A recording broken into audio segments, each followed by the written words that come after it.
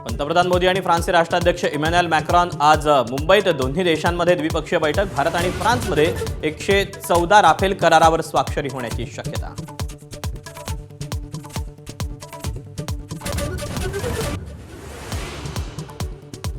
काँग्रेस प्रदेशाध्यक्ष हर्षवर्धन सकपाळ यांची अखेर दिलगिरी. शिवप्रेमींच्या भावना दुखावल्यानं व्यक्त केला खेद. सकपाळ यांनी टिपू सुलतानाची शिवरायांसोबत तुलना केली होती.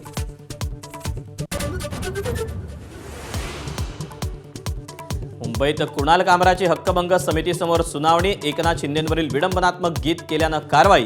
पुढील सुनावणी 10 मार्चला.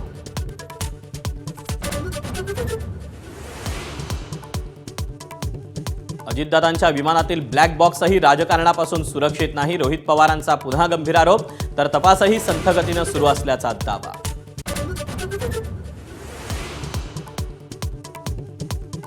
अल्पसंख्याक प्रमाणपत्राप्रकरणी माधाच्या दणक्यानंतर चौकशीचे आदेश. उपसचिव मिलिंद शेणॉय यांची प्रमाणपत्रांवर सही असल्याचं उघड. शेणॉय यांची होणार चौकशी.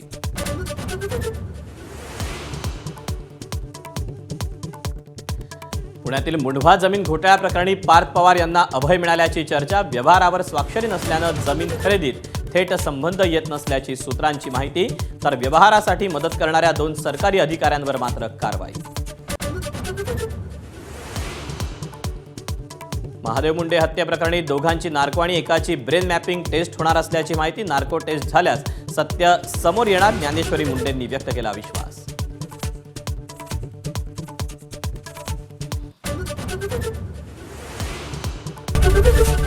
एबीपी माझा, उघडा डोळे बघा नीट.